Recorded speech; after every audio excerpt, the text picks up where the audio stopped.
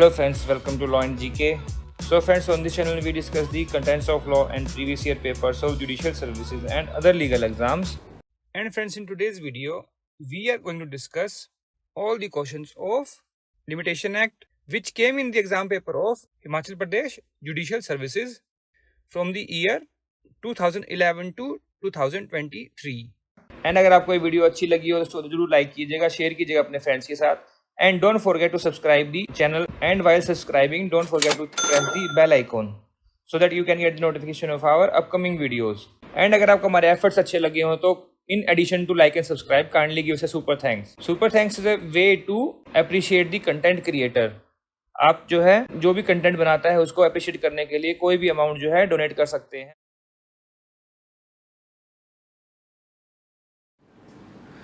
S32 अब list 1 list 2 को match करना है. ये है लिमिटेशन एक्ट के सेक्शंस. तो इफेक्ट ऑफ फ्रॉड और मिस्टेक सेक्शन 17 में है. तो देखो इससे क्या आंसर आ गया. ए का 4 देखो 2 में 3 में दिया हुआ है ना. तो फिर suit in form of operate 13 में है. अब देखिए बार ऑफ लिमिटेशन जो है 3 में है. तो डी का देखो डी का 2 देखो डी का 2 एक ही में ही है. तो यहीं से आंसर आ गया. मान लो आपको एक भी आता है तो आप इसको ईजिली आंसर कर सकते हो. ए इज़ दी आंसर. तो 1 2 3 4 देखो 1 2 3 4 देखो इसी डी रो में है, बाकी जो कहीं पर भी नहीं है. तो कई बार ये ट्रिक्स जो है काम आ जाती हैं. तो डिफेक्ट इंट्रोडक्शन सेक्शन 14 ऑब्वियसली. तो क्या बन गया इसका 4132. A is the answer. Next 33. As per definition provided under limitation act which of the following option is correct. An application does not include a petition.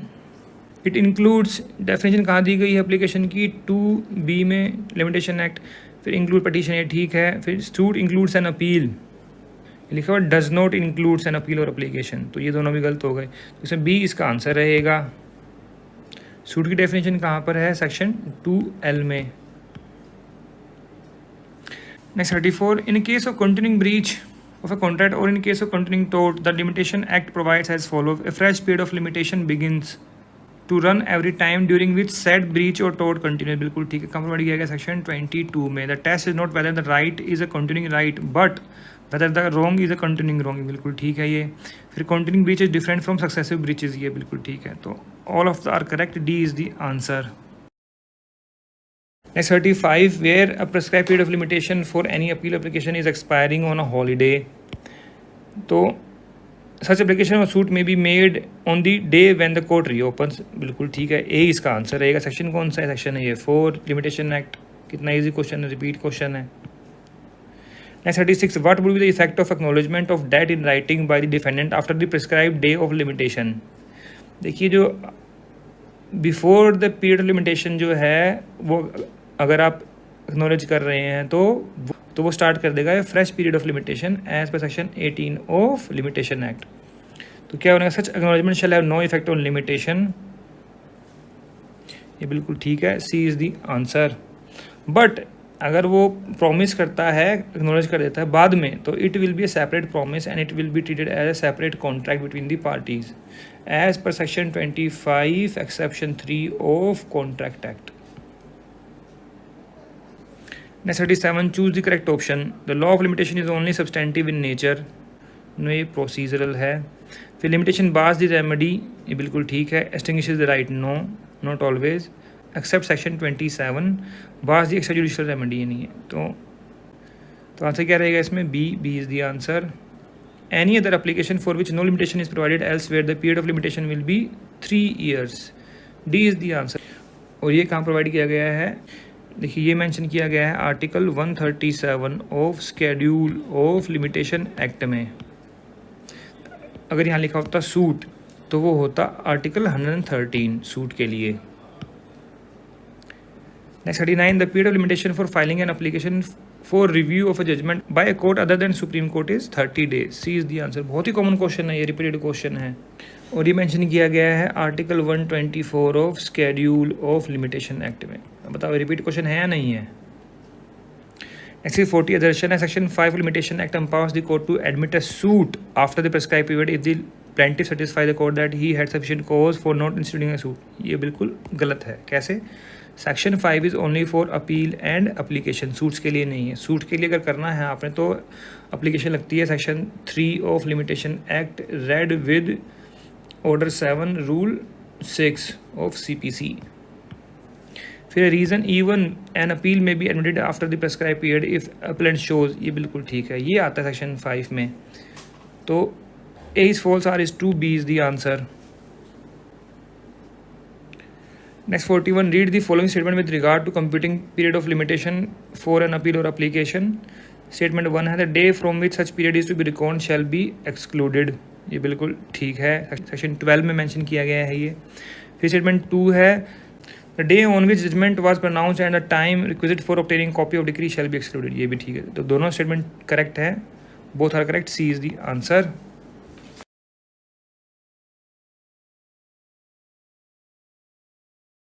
So first question is, where a plaintiff has been prosecuting with due diligence in good faith another civil proceeding relating to the same matter and issue in court which from the defect of jurisdiction is unable to entertain it, the period so spent by the plaintiff is liable to be excluded in computing the period of limitation for a suit under section कौन सा limitation act में? This is section 14, C is the answer. Next is 2. Judgment was passed on 10/7/2002 and decree was prepared on 25/7/2002.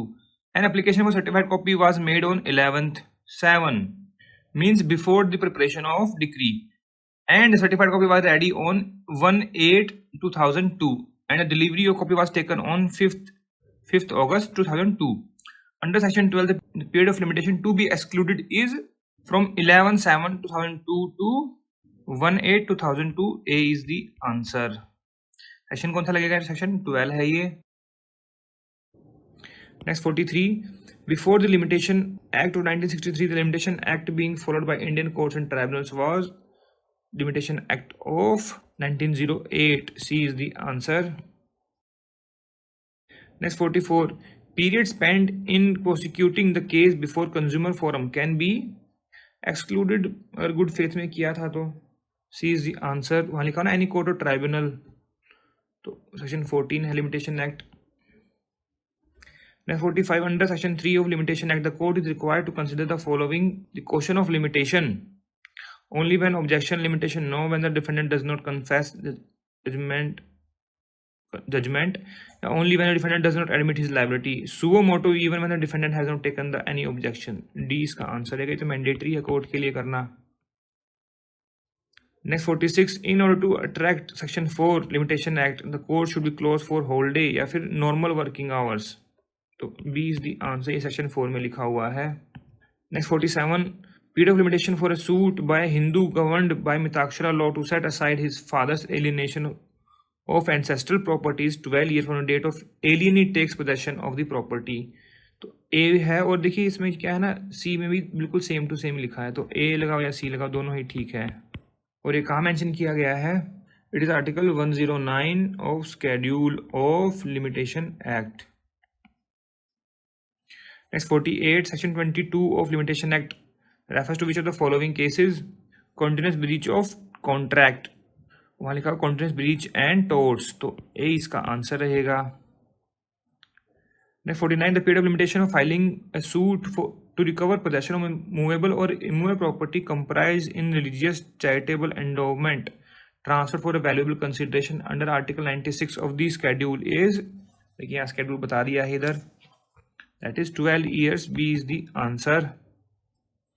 Next 50. Under Article 112 of schedule, the period of limitation or filing a suit by central government is 30 years for any suit.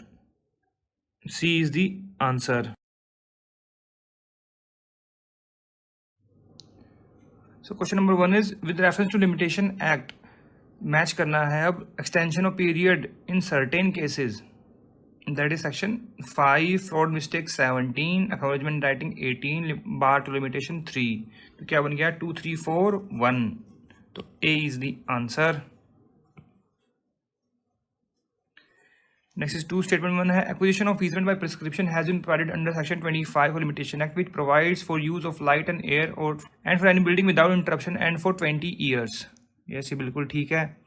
फिर the right to access or use of light shall be absolute and indivisible right. Yes, बिल्कुल ठीक है। फिर each of said period 20 years shall be taken to be a period ending within 3 years before the institution of the suit wherein the claim to which such period relates is contested. No 3 नहीं है, ये 2 years है, तो ये हो गया wrong. 1 and 2 are correct, C is the answer. Next is 3. In case of suit leading to tort of trespass, the period of limitation of filing a suit for compensation is 3 years. C is the answer. और एक कहाँ mention किया गया है article 87 of schedule of limitation act में। Next is 4. Any suit which no period of limitation has been prescribed elsewhere in the schedule, the period limitation will be, तो कितना provide किया गया लिमिटेशन पीरियड? 3 years का। D is the answer। और ये कहाँ provide किया गया है? Article 113 of schedule of limitation act में। Next is 5. तो following are the objectives of limitation act क्या है? There should be never be an end to litigation. There should be an end, तो वो ऑब्जेक्टिव है, नेवर नहीं है, तो ये हो गया रॉन्ग। विजिलेंटिबूस नॉन डोरमेंटिबूस जुरा सविनियंट, ये बिल्कुल ठीक है। इसका मीनिंग क्या होता है इस लीगल मैगजीन का? Law helps the vigilant and not the dormant. फिर it bars the judicial remedy but a substantive right self survives and continues to be available in other ways, ये बिल्कुल ठीक है। तो 2 and 3 are correct, B is the answer. Next is 6. As per Section 3 Limitation Act, in a suit instituted after the prescribed period of limitation, the plea of limitation may be waived by defendant, नहीं, cannot be ignored and such suit shall be dismissed। ये mandatory है court के लिए देखना कि limitation में है या नहीं है, बी इसका आंसर रहेगा। Next is 7. Section 14(1) of Limitation Act provides for expulsion of time of proceeding bona fide in the court without jurisdiction, and as per explanation to this section, for the purpose of this section, in excluding the time during which a former civil proceeding was pending. तो the day on which the proceeding was instituted and the day on which it was ended shall both be counted, ये बिल्कुल ठीक है। तो ए इसका answer हो गया, ये ठीक है, तो एक ही बताना है इसमें। तो 1 day proceeding and not the day and not the day on which, तो डिपेंड्स ऑन नेचर, नो, ये हो गया तीनों wrong. A is the answer. Next 29. Period of limitation to recover possession of immovable property mortgage and afterward transferred by the mortgagee for a valuable consideration is 12 years. A is the answer। और ये कहाँ mention किया गया है? यह article 61B of schedule of limitation act में। Next is 30. For the purpose of limitation act the prescribe period means, क्या होता है prescribe period? The period of limitation computed in accordance with the provisions of this act। And ये ऊपर जो है period of limitation है, जिसकी definition है, दोनों की डेफिनेशन दी हुई है section 2J of limitation act में। ऑलराइट,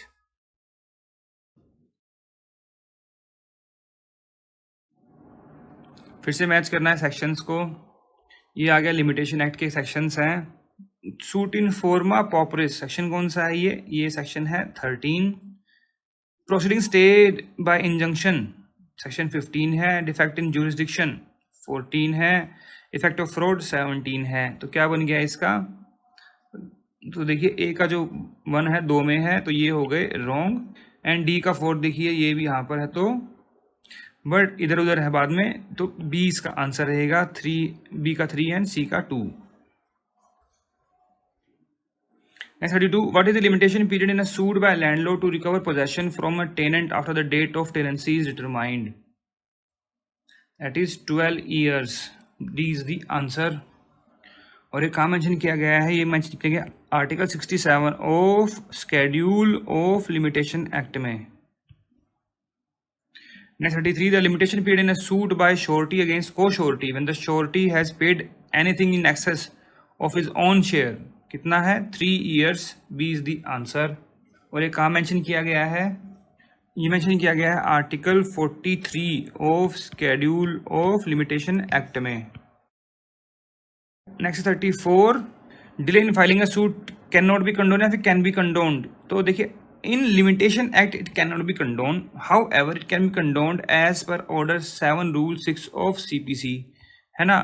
बट वहां पर भी क्या है? रेड विद सेक्शन 3 की भी लिमिटेशन पीरियड ओवर हो चुका है, आपको बताना पड़ेगा और कंडोनेशन की लगानी पड़ेगी। तो can be condone under 3 read with order 7 rule 6। C is the answer. Next 35. Time requisite under section 12(2) means the actual time taken. देखिए रिपीट क्वेश्चन है, ये बहुत बार पूछा गया है। C is the answer. Next 36, a fraud contemplated by section 17 is that of the by the defendant. A is the answer. Next 37, under section 25 Limitation Act, easement right over a property are acquired by continuous and uninterrupted period user for. देखिए मैं कहूँगा कि question proper नहीं है, यह नहीं बताया against private individual है या फिर गवर्नमेंट है. प्राइवेट इंडिविजुअल है तो 20 ईयर्स है एंड गवर्नमेंट है तो 30 ईयर्स है. अगर हम अज्यूम करें कि प्राइवेट वाला पूछ रहे नॉर्मल वाला केस तो 20 ईयर भी इसका आंसर हो जाएगा. अगर फिर वही बात है कि गवर्नमेंट का होता तो 30 ईयर्स है. Next 38, the general rule is that the law of limitation only bars the remedy but does not extinguish the right itself. The exception to the rule is section 27 Limitation Act. B is the answer, जहाँ पर right भी extinguish हो जाएगा. Next 39, in completing the period of limitation for filing an appeal, the day on which judgment is pronounced shall be excluded.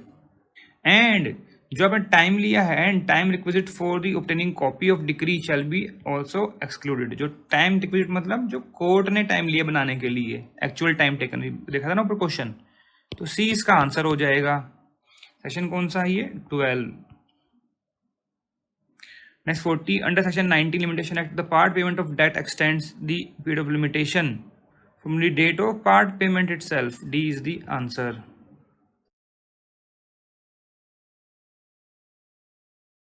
Section 16, the following is the object of the law of limitation.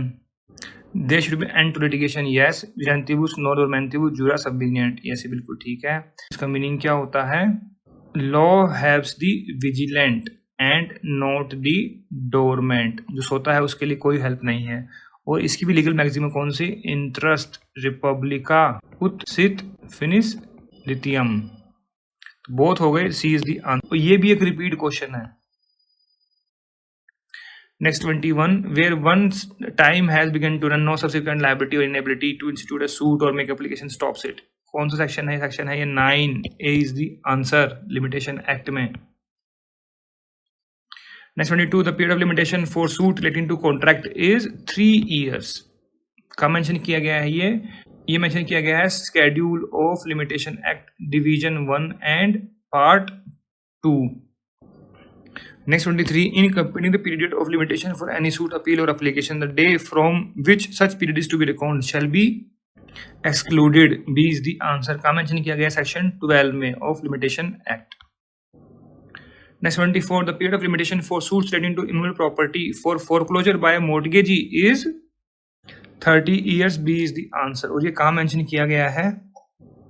Article 63 of Schedule of Limitation Act. Next 25, where in any case a suit or application is based upon fraud or mistake, the period of limitation shall not begin to run until है ये until the plaintiff or applicant has discovered the fraud or mistake. The statement is true. और provide कहाँ किया गया? Section 17 में. तो 2 and 3 are correct. तो answer क्या रहेगा इसका? D. D is the answer. Next 31, effect of acknowledgement in writing on the period of limitation is provided under which section of the Limitation Act? Section 18. A is the answer. 2018 में पूछा है 19 पे. तो कितना मतलब रिलेटेड से है ये questions. Next 41, in which of the following cases Supreme Court held that expression other cause of like nature must be so interpreted as to convey something analogous to the preceding work from defect of jurisdiction.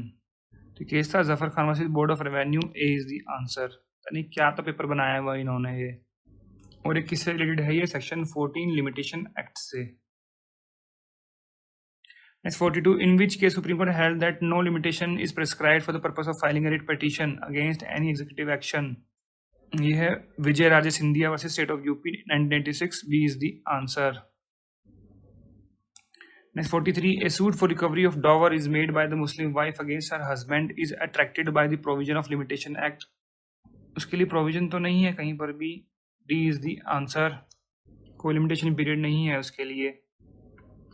Next 44, section 10 of Limitation Act applies in case of trust के case में होता है. तो इसमें से कोई भी ठीक नहीं है. None of the above. D is the answer. Next 45, section 14 is not applicable to contempt proceedings. ये रॉन्ग है. मेंटेनेंस प्रोसीडिंग्स इस पर अप्लाई हो जाएगा. क्रिमिनल प्रोसीडिंग्स पर नहीं होता. तो सी इसका आंसर रहेगा। Next 46, in which of the following case supreme court held that an application under order 21 and, ये रूल होना चाहिए, can not be construed as an application for execution and not attracted by section 15(1). एक ऐसा Ganpat Singh versus Kailash Shankar, A is the answer. इतना worse paper मैंने कभी नहीं देखा। Next 47, acknowledgement after the period of limitation is of no effect, but if a promise is made then it will be a separate contract as per exception 3 of section 25 of Contract Act। Acknowledgement के बारे में कहाँ पर बात, limitation act में section 18। Next 48, in completing the period of limitation for an appeal, the time required for taking the copy of decree or judgment is excluded।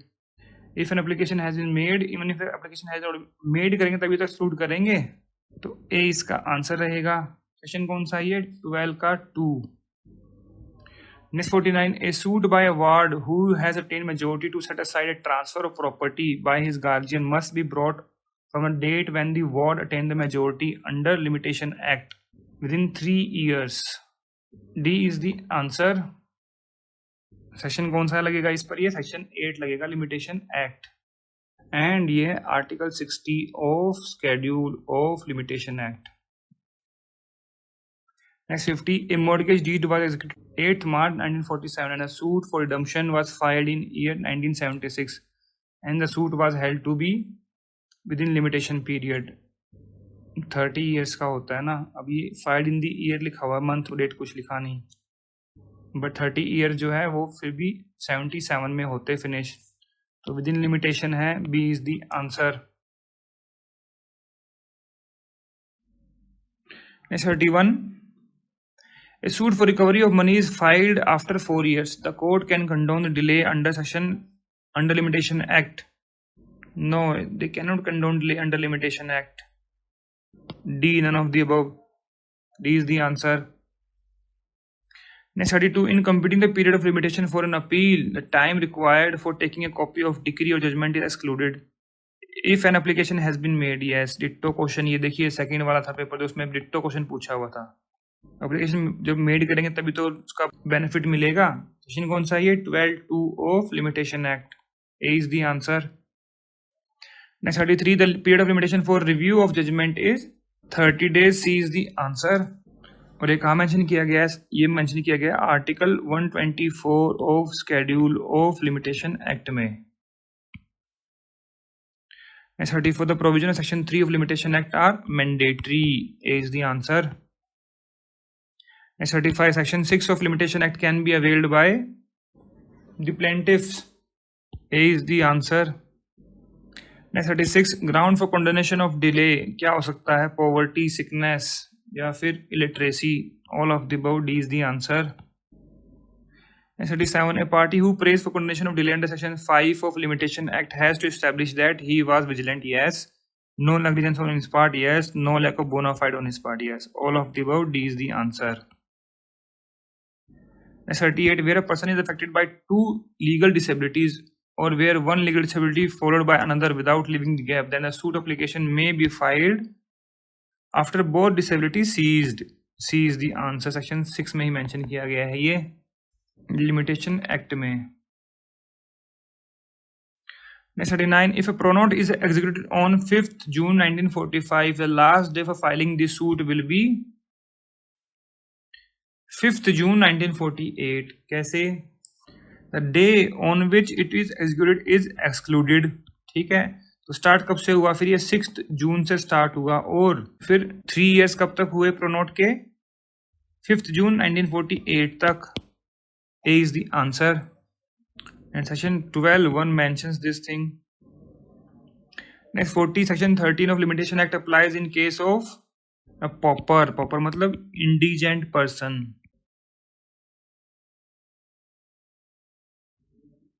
Next 35, the period of limitation for redemption of mortgage under limitation act is। देखिए यहाँ पर क्या पूछ रहे हैं? 1908 वाला, और अब लिमिटेशन एक्ट कौन सा है हमारा? 1963 वाला। तो पुराने के अकॉर्डिंग पूछ रहे हैं। क्यों पूछ रहे हैं पुराने के अकॉर्डिंग? 60 years था इसमें, 63 वाले में कितना है 30 years. Next 36. The period of limitation provides for the revocation of a gift on the ground of fraud, undue influence and misrepresentation is 3 years. कैसे? देखिए article 113 of schedule of limitation act में लिखा हुआ है कि जहां पर कोई पीरियड प्रोवाइड नहीं किया गया है स्केड्यूल में तो उसके लिए कितना रहेगा 3 ईयर. तो इसमें फॉलो कर जाएगा 3 years का आंसर रहेगा. Next 37. The period of limitation provides in a case no time specified for redemption of usufructuary mortgage under the limitation act is 3 years. वही सेम रूल लगेगा आर्टिकल 113 वाला schedule of limitation act 3 years. 38. In which of the following case court has held that limitation period as provided in the limitation act would extend 7 years by virtue of section 39 of limitation act since the period of 30 years, thus making limitation period for redemption of mortgage as 37 years. Santa Singh versus Prakash Singh is the answer. 39. Law of limitation as considered in limitation act does not bar the remedy if the suit has instituted under The Indian Divorce Act. C is the answer. Divorce के लिए कोई limitation period चाहिए नहीं होता, कभी भी कर ले सकते हैं. C is the answer. ऐसे 40. Which of the following section of limitation act defines applicant? तो A से applicant, A is the answer. 2A. 2B क्या है? Application. 2C क्या है? Bill of exchange. D क्या है? Bond. S41. For the purpose of limitation act, which of the following claim shall be treated as separate suit? Set of B, counter claim B, both. C is the answer. का mention किया गया है section 3 limitation act में. S42. When right to institute a suit for possession of any property becomes time barred, right to property shall be extinguished. B is the answer. Section कौन सा है? 27 limitation act. S43. Effect of limitation is that it bars the remedy and not the right. तो A ही इसका answer रहेगा. S31. The Limitation Amendment Act came with the effect from the date 26 March 1969. C is the answer. अब देखिए क्या निकाल लेंगे ऐसे amendments का पूछ के. मतलब इट फ्रस्ट्रेट्स मी अलॉट कि भाई एक्चुअली में ऐसे क्वेश्चन पूछते हैं भाई अमेंडमेंट कब से आई, क्या भाई प्रोविजन पूछो भाई जैसे नॉलेज मिलनी है. अमेंडमेंट आई कब आई, नहीं आई, हाउ डज इट मैटर. अगला भी देख लो कि सिक्किम में कब एक्सटेंड हुआ था केम इनटू फोर्स, तो ये 84 में हुआ था, ये 24 अगस्त को. These questions are totally relevant. C is the answer. Next 33. On the third law commission recommendation, limitation bill was introduced Lok Sabha on December 1960, but it lapsed on account of dissolution of the Lok Sabha. It was again introduced in the parliament in the year 1962. फिर 1963 में जो है ये पास कर दिया गया था. D इसका आंसर रहेगा. नेक्स्ट 34. मैच करना है लिस्ट को. Effect of acknowledgement in writing section 18 है. Continuing wrong that is section 22. फिर acquisition of easement by prescription ये 25 है. Computation of time section 24. तो क्या बन गया देखिए इसमें 1 2 3 ये लिख दिए हैं. तो 1 का है डी, 2 का सी, फिर A B. A is the answer. Next 35. List को मैच करना है फिर से. Section 5 limitation act. तो देखिए ये क्या कर रहे हैं ना, ये 1 2 3 ऊपर लिख रहे हैं इस बारी, तो हम यहाँ से करते हैं, ठीक है ना. The court close on period expired section 4 है. Disability of one of several persons ये सेक्शन 7 है. फिर कंडोनेशन ऑफ डिले सेक्शन 5 है. बार ऑफ लिमिटेशन 3 है. तो क्या बन गया इसका? C D A B. C D A B era. C is the answer. Next 36. Limitation period from date of ex parte decree is, but ex parte decree क्या satisfied कराने के लिए व्हाट 30 days का है. D is the answer. पूरा लिखते नहीं है, फिर क्वेश्चन पूछ लेंगे, सोचेंगे कि हमने पेपर डिफिकल्ट बना दिया. अरे क्वेश्चन तो ढंग से पूछ लो कम से कम.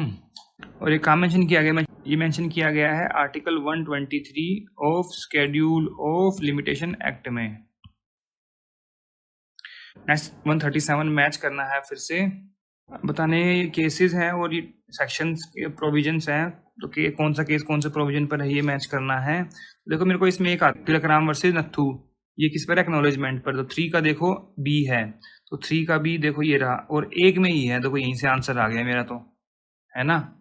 तो 1 का है ये सी, एक्सक्लूजन ऑफ टाइम कौन सा केस है, state of Uttar Pradesh versus Maharaja Narayan. फिर 2 का है डी, दर्शन सिंह वर्सेस गुरदीप सिंह, ये हो गया। फिर adverse possession Krishna Mathur Seltur, A इसका आंसर रहेगा। 38 in which the following the Supreme Court held that the expression sufficient cause should be considered with pragmatism in justice oriented approach rather than technical detection of sufficient cause for explaining every day's delay। पहला state of Delhi versus Ahmad Jan, तो 20 का answer रहेगा।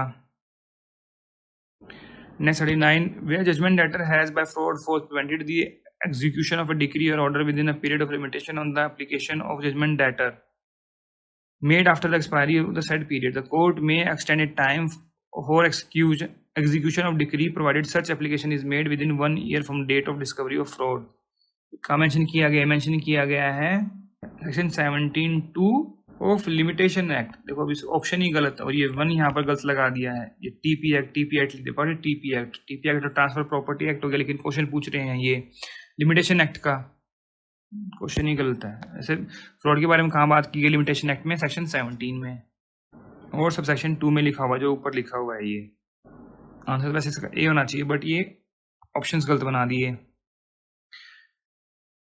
Next 40, in which of the following cases Supreme Court held that a suit for damages for wrongful detention of goods is based on different footing vis-a-vis continuing wrong, the period of limitation would run from time when property is wrongfully taken। तो ये case था Shankar Dostidar versus Banjula Dostidar, A is the answer.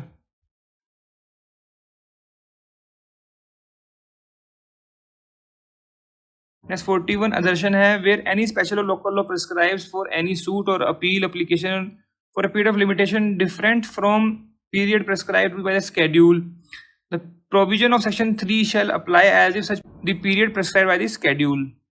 फिर where a law, फिर है reason इसका, where special law prescribe period of limitation for filing appeal but there is no provision under limitation act, the period of limitation and provided under special law must be treated to be different from that under the limitation act। no, ये गलत हो गया। तो A is correct, R is false, C is the answer।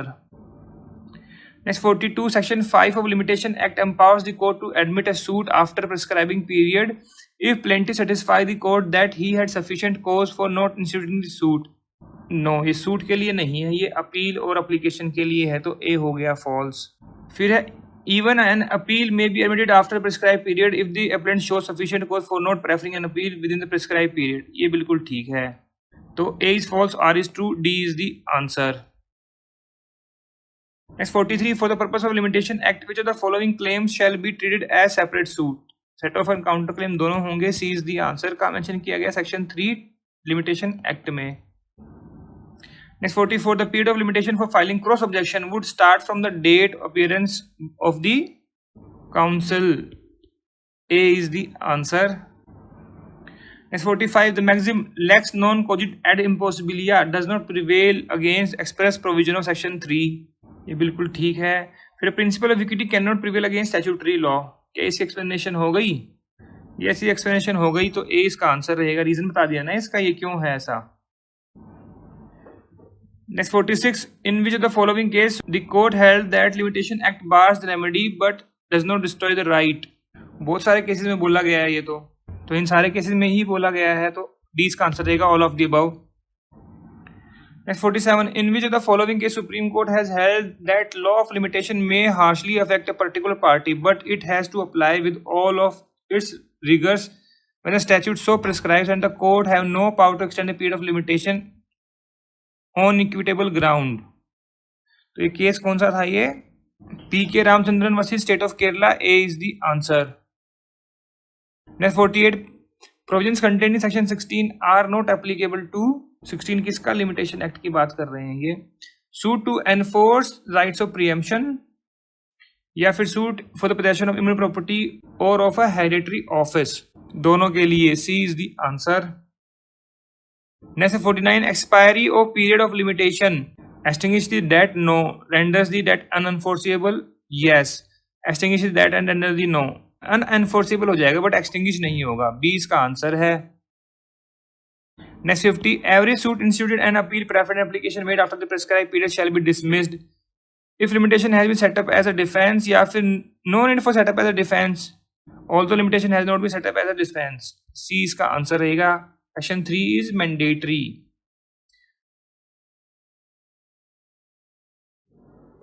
Next 11, law of limitation is a procedural law obviously and also an adjective law, ये भी बोलते हैं ना, तो ए इसका आंसर रहेगा।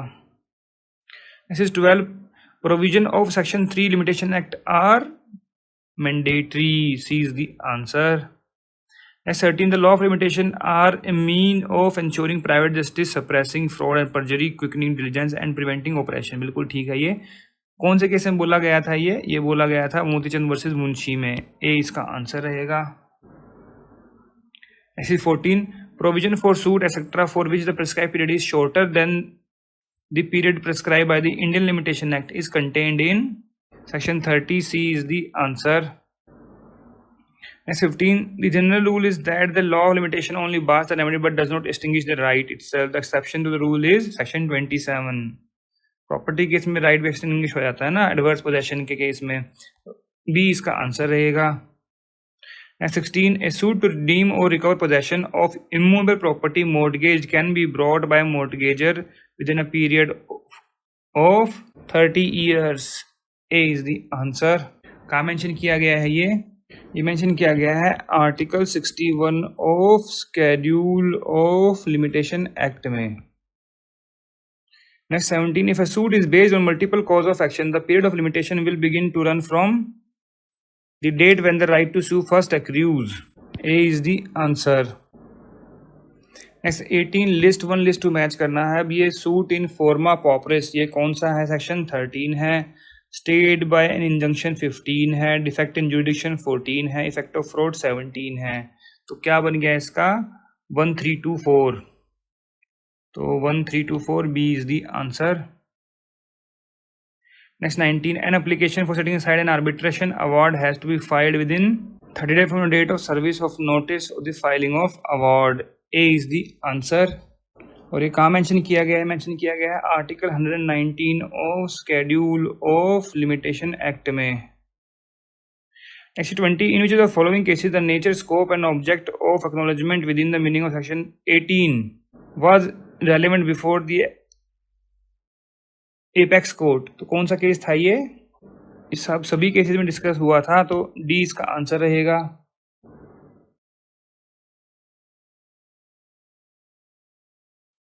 Next 11, provision of section 3 of limitation act are mandatory. देखिए कितना कॉमन क्वेश्चन है, बहुत ही ज़्यादा रिपीटेड क्वेश्चन है ये। फिर है 12, the limitation act brought into force in 1964। A is the answer. और ये 1 जनवरी को इफेक्ट में आया था, ये भी पूछ लेते हैं कभी। Next 13, bar of limitation act apply to appeal suit application all of the above. D is the answer. Next 14, in completing the period of limitation for an appeal, the day on which judgment was pronounced shall be excluded, and time requisite for the copies for obtaining copy of decree shall be excluded। ये बिल्कुल ठीक है। तो सी इसका answer रहेगा। Section है ये 12 limitation act.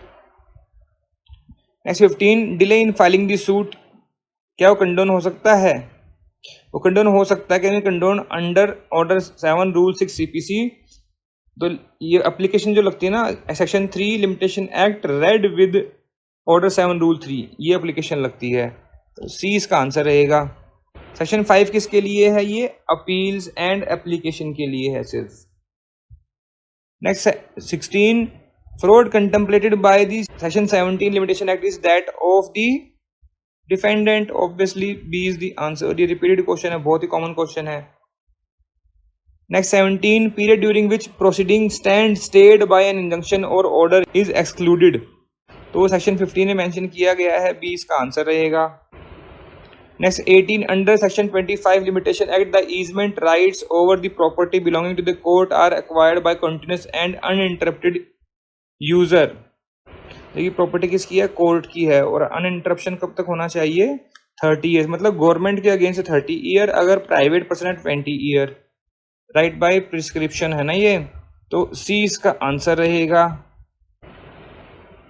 Next 19, under section 19 limitation act, the part payment extends the period of limitation. ये बिल्कुल ठीक है. From a date of expiry of initial, no, from a date of payment, D इसका answer रहेगा. और payment भी कब होनी चाहिए? With in the period of limitation. तो सपोज करो कि अगर 3 साल का फिनिश नहीं हुआ है टाइम पीरियड, उससे पहले पेमेंट कर दी, बाद में करी तो इफेक्ट नहीं आएगा. Next 20, the period of limitation for a review of judgement is 30 days. C is the answer.